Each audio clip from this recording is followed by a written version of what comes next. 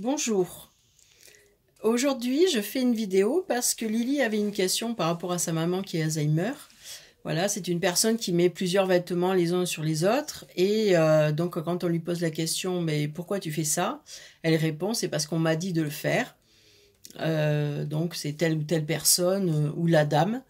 Déjà la partie qui vous l'a dit, mais il n'est pas là, mais non, on t'a pas dit de faire ça. En effet, vous allez avoir de l'agitation, voire de l'agressivité si vous donnez ces informations, si on met la réalité trop rapidement devant la personne.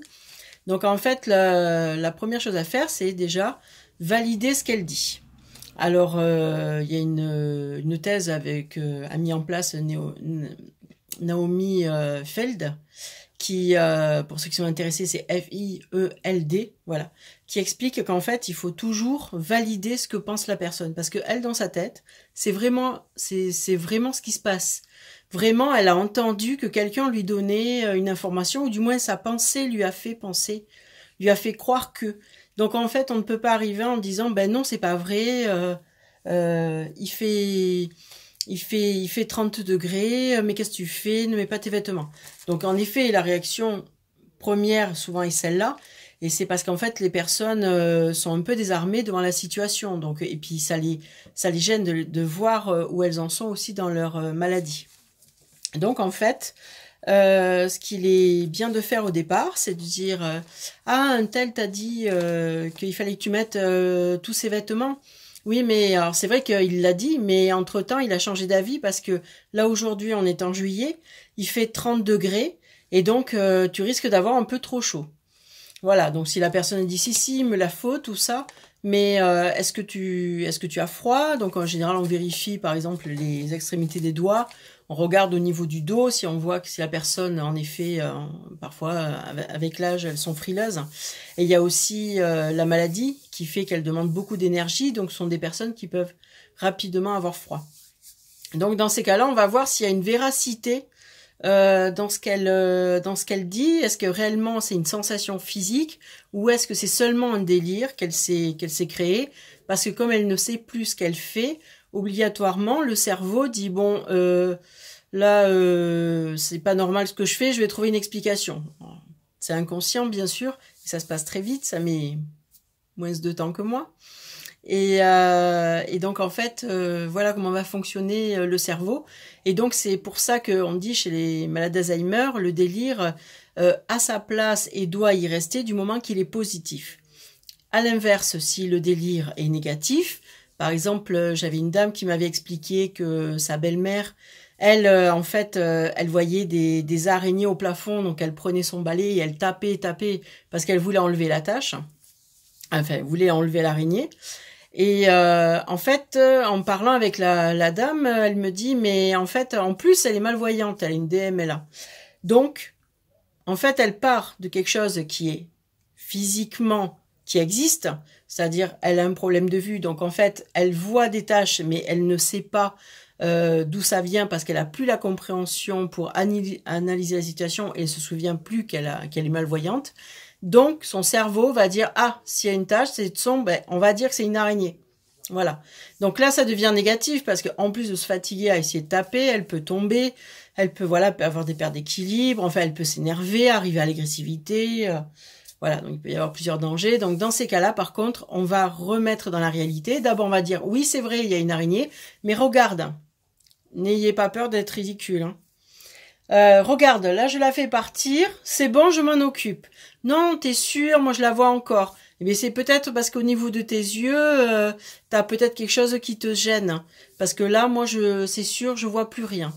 Voilà. Donc vous la rassurez en lui disant que vous vous occupez du problème qui l'inquiète et en plus, de toute façon, vous allez surveiller, voir si ça va et vous êtes sûr d'avoir bien vu que c'était parti. Des fois, ils vont dire non, moi je le vois encore. Et bien là, dans ces cas-là, on remet dans la réalité en disant oui, en effet, tu peux croire qu'il y a une araignée, mais en effet, je pense que c'était problème de vue parce que là, moi, je vois plus rien. Et ne t'inquiète pas, si elle revient, de toute façon, moi, je m'en occupe. Voilà. C'est arrivé aussi avec une dame qui avait tendance à taper, c'est-à-dire Elle arrivait à côté de moi, par exemple, dans mon service, et d'un coup, elle faisait dépêche-toi, dépêche-toi, dépêche-toi, et puis elle me tapait parce que dépêche-toi, où est-ce que je devais aller, moi? Je n'avais pas compris. Donc, sur le coup, je lui ai dit, bon, déjà, vous ne me tapez pas pour me dire la chose, parce que moi, c'est agressif pour moi, donc je lui ai expliqué. Voilà, j'ai dit ce que moi, je ressentais. Je dis pas, c'est pas bien, faut pas taper. C'est, moi, voilà, c'est agressif pour moi, donc ne me tapez pas. Par contre, est-ce que vous avez besoin de quelque chose? Mais tu le vois pas, ça, si, je le vois et je vais m'en occuper, d'accord? Mais laissez-moi le temps. T'es sûr? Oui, je suis sûre. Donc, à ce moment-là, ben, la personne, elle continuait et donc elle ne tapait pas, du moins pendant les 5 prochaines minutes où elle ne voyait pas autre chose, quoi. Voilà.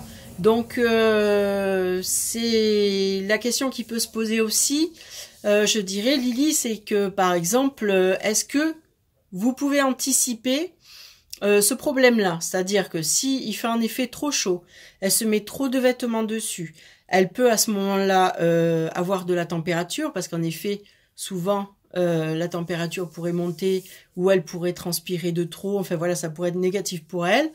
À ce moment-là, est-ce que c'est possible de lui laisser plutôt, on va dire, des serviettes, un pull, plutôt un châle, ou alors juste les foulards, vous savez, très fins, qui ne rajoutent pas de chaleur, voilà, pas de vêtements trop lourds, qui lui permettra quand même, parce que si elle, à mon avis, elle se couvre, c'est qu'elle en a besoin dans son délire, mais que ça ne prenne pas des proportions où physiquement elle pourrait avoir des soucis.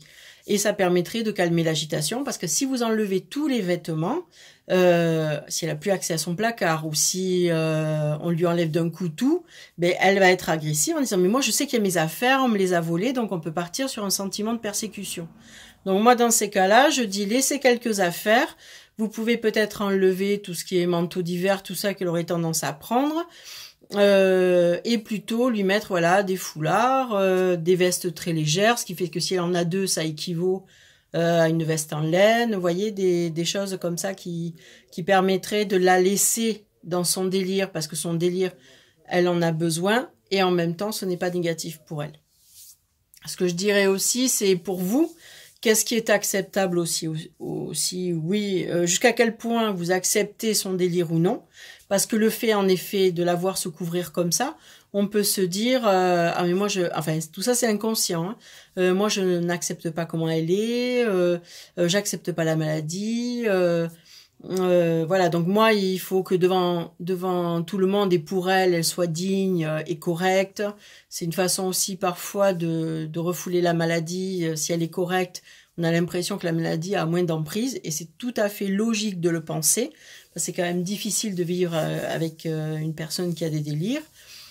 À ce moment-là, je dirais jusqu'où voilà la chose est acceptable, jusqu'où vous voulez bien faire des compromis, parce qu'il faut aussi respecter vos désirs à vous. C'est-à-dire si pour vous votre valeur, par exemple de la dignité est très importante, que l'image est importante pour vous, et bien à ce moment-là, en effet, il va falloir trouver un compromis entre elle et vous, pour que toutes les deux vous arriviez finalement à trouver un équilibre, parce qu'on pourra ni enlever le délire, ni enlevez-vous pour l'instant le fait que votre valeur ne soit pas respectée. Donc il y a aussi le jugement des autres qui vient en compte et tout ça, ce que je comprends très bien, puisque voilà, c'est quelque chose qu'on rencontre et que les gens connaissent pas forcément la maladie, ils savent pas le stade non plus où en est la personne, donc des fois c'est compliqué. Et bien à ce moment-là, moi je vais plutôt conseiller de dire bon, moi ça me dérange qu'elle ait beaucoup d'affaires, mais à ce moment-là, ben, si elle a un petit fichu plus la veste, ben là on voit que c'est correct, et ben voilà, moi je lui laisse ça pour qu'elle puisse le faire, et là vous trouvez un équilibre entre vous et elle. Voilà, parce que c'est important de penser, donc on pense beaucoup à la personne malade, mais il faut penser aussi à l'aidant, parce que le problème c'est que l'aidant il peut s'épuiser, et donc sans l'aidant, la personne ne peut plus rester à domicile, dans son foyer, et donc c'est vrai que c'est important de trouver un équilibre. Voilà ce que je peux dire aujourd'hui, Lily, j'espère que ça a répondu à vos questions, et n'hésitez pas à faire des retours. Voilà, au revoir à tout le monde.